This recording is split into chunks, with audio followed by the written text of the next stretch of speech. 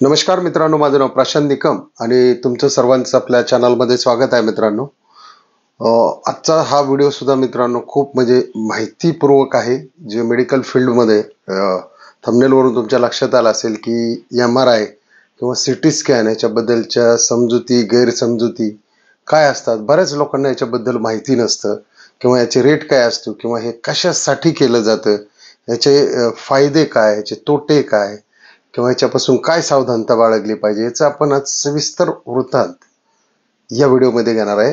हे पाहण्या अगोदर मित्रांनो, जर चॅनलला सबस्क्राईब केलं नसेल तर सबस्क्राईब करा, कारण आपण असेच नवनवीन विषय नेहमीच समाजाच्या फायदेशीर असतील असे आपण याच्यामध्ये घेणार आहे किंवा याची किंमत काय. तर मित्रांनो, साधारणतः आपण बघा, हॉस्पिटलमध्ये गेल्यानंतर बऱ्याच लोकांना भीती वाटते की MRI करायचे, CT स्कॅन करायचे.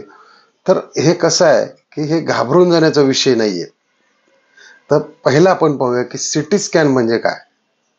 तर CT स्कॅन म्हणजे काय की एक असं मशीन असतं ज्याच्यामध्ये तुम्हाला झोपवलं जातं असं स्लायडिंग मध्ये, आणि वरून असं गोलाकार असं मशीन असतं, ते असं मागं पुढं होतं. तर याचा जर अर्थ पाहिला तुम्ही तर कॉम्प्युटराइज्ड टोमोग्राफी म्हणजे एक अशा पद्धतीचं छायाचित्रण केलं जातं की ज्याच्यामधून डॉक्टरांना जे निदान करायचे ते स्पष्ट दिसलं जातं.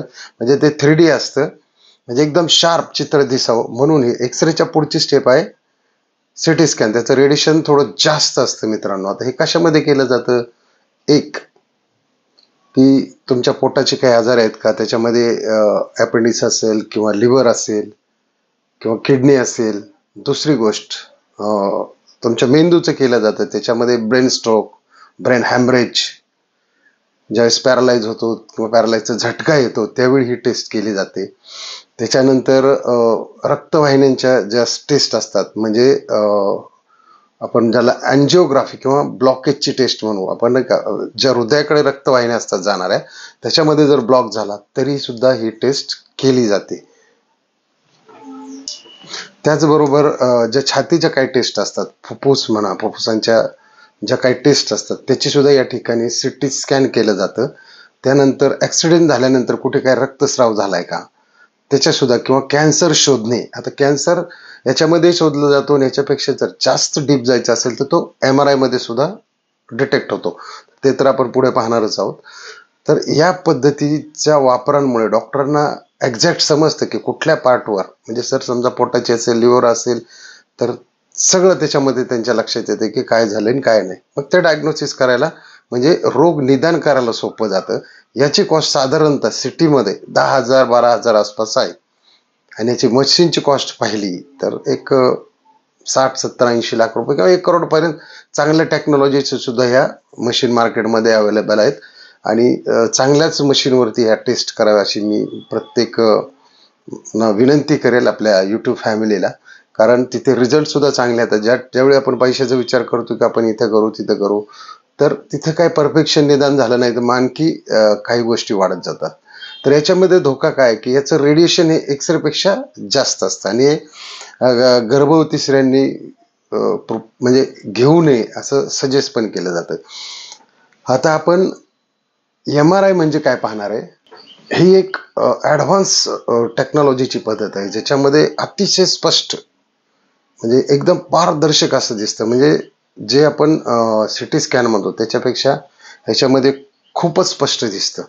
आणि याच्यामध्ये रेडिएशन शिवाय ह्या टेस्ट होतात. हा एक याच्यामध्ये बेनिफिट आहे. पण दुसरं असं की ह्या टेस्ट कुणाला करता येत नाहीत की ज्यांना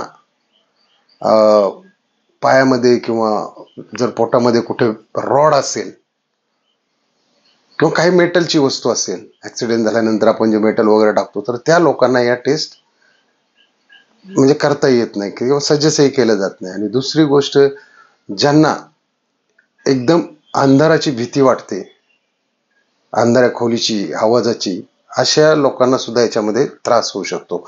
आता ही टेस्ट जी साधारण चालते ही चालते 1 तासापर्यंत. याची कॉस्ट आहे 15 ते 20,000 पर्यंत. याच्या मशीनची सुद्धा जवळजवळ किंमत 5-6 कोटी रुपयापर्यंत आहे, चांगल्या क्वालिटीच्या मशीनची सुद्धा. म्हणजे बहुतांश चांगल्या मोठमोठ्या हॉस्पिटलमध्येच या मशीन अवेलेबल असतात. पुण्यामध्ये जर घेतलं तुम्ही, नोबेल असेल, त्याच्यानंतर सह्याद्री असेल, संचेती असेल, अशा बऱ्याच मोठमोठ्या छोट्या छोट्या बेडच्या या ठिकाणी तुम्हाला मशीन दिसणार आणि सिटी स्कॅन नाही, काही नाही, एक्सरे वगैरे दिसेल. तर आता याच्यामध्ये काय होतं की बऱ्याच शरीराचे आजार पद्धती तपासल्या जातात. जसं मी सिटी स्कॅन मध्ये सांगितलं, याच्यामध्ये पोटातील तक्रारी असेल एकदम परफेक्ट दिसतात. लिव्हर असेल, पँक्रिया असेल किंवा तुमचं पँक्रिया म्हणजे आपलं जे डायबिटीसचं जे आहे ते, आणि दुसरं म्हणजे आपलं पोटामधील जे काही आतड्यांचे आजार असतील समजा, किंवा अपेंडिक्स असेल, त्याच्यावर पूर्ण त्याचे स्ट्रक्चर पूर्ण दिसते डॉक्टरांच्या याच्यामध्ये. किंवा दुसरी गोष्ट, याच्यामध्ये हाडाचं सुद्धा MRI केलं जातं. म्हणजे तुमच्या पायाला लागला असेल तर तिथे एक विशिष्ट त्या मशीनमधून एक असा रॉड सारखं येतं, तिथं लावलं जातं, तुम्हाला पूर्ण त्याच्यामध्ये झाकलं जातं, तिथे आवाज येतो, कानाला हेडफोन लावले जातात आणि 1 तासभर तुम्हाला तिथे काढावा लागतो. आणि मग ते पूर्ण हाडाच्या आतमध्ये जरी तुमच्या गाठी असतील, म्हणजे वरचेच नाही तर फक्त हाडाच्यात, कॅन्सर शोधण्यासाठी सुद्धा हाडांचे जे कॅन्सर आहेत, MRI हे त्याच्यामध्ये खूप मोठ्या पद्धतीने काम करतं. हे ते शोधण्याचं काम या ठिकाणी करतं. त्यानंतर मेंदूचे जे स्नायू आहेत, ज्याला आपण स्ट्रोक बसलेला म्हणतो, किंवा मायग्रेन म्हणजे डोकेदुखीचा अतिशय त्रास आहे, किंवा सायनोसायटिस आहे, म्हणजे इथं दुखतं, तुमच्या वरती दुखतं, म्हणजे बऱ्याच गोष्टी म्हणजे याच्यामध्ये परफेक्ट स्टडी केला जातो. त्यानंतर स्पायनल कॉर्ड असेल तुमचे, म्हणजे इथं जे मणके आहेत, ह्या मणक्यांचा अभ्यास असेल, पाठीचे जे मणके असतील, कुठं आपण नाही का होतो गादी सरकली किंवा मणक्याची झीज झाली, तर ह्या डिस्कचा पूर्ण कमरेपर्यंत ह्या सर्व डिस्कचा परफेक्ट स्टडी डॉक्टरांना त्याच्यामध्ये दिसतो. आणि त्याच्यावरती मग रोग निदान झाल्यानंतर ती पद्धती, उपचार पद्धती खूप सोपी होऊन जाते. तशाच पद्धतीने याच्यामध्ये आणखी तुमच्या हृदयाकडे जाणाऱ्या ज्या रक्तवाहिन्या आहेत, त्यांचा सुद्धा स्टडी याच्यामध्ये खूप पारदर्शक होतो. म्हणजे हे ॲडव्हान्स टेक्नॉलॉजी आहे. MRI म्हणजे काय, ॲडव्हान्स टेक्नॉलॉजी आहे. याच्यामध्ये खूप पारदर्शकता असते, म्हणून ही टेस्ट केली जाते सिटी स्कॅनच्या सुद्धा पुढे. आता याच्यामध्ये MRI मध्ये आणखी काय केलं जातं की एक डाय म्हणून इंजेक्शन सोडलं जातं. त्याच्यामध्ये पूर्ण स्पष्ट तुमच्या हृदयाच्या आतमध्ये काय चाललंय, किंवा ज्या केसासारख्या रक्तवाहिन्या आहेत त्याच्यामध्ये काय चाललेलं आहे, किंवा कॅन्सर तुम्हाला कशा पद्धतीने, कुठे आहे, कसं आहे, आणि किती काय डेव्हलप झालेलं आहे, किंवा कशा पद्धतीने याचं आतमध्ये स्ट्रक्चर झालेलं आहे, हे संपूर्ण याच्यामध्ये एक डाय म्हणून, कॉन्ट्रास्ट डाय म्हणून सोडलं जातं. अगोदर काय करायचे की ज्यावेळेस तुमच्या अँजिओग्राफी करायची, तर त्यावेळेस हृदयाच्या मग आपल्या एखाद्या जे पायाचे झंगाड आपण म्हणतो त्याच्यातून असा कॅमेरा टाकला जायचा, त्याच्यातून एक डाय सोडली जायची इंजेक्शन, आणि त्याच्यातून ती टेस्ट अशी पुढे स्क्रीनवर पाहिली जायची, त्याचं व्हिडिओ रेकॉर्डिंग पण ते तुम्हाला द्यायचे. तर त्यावेळेस तिथं मग कधी कधी गाठी यायच्या, तर कधी कधी डायची सुद्धा काही लोकांना एलर्जी असू शकते.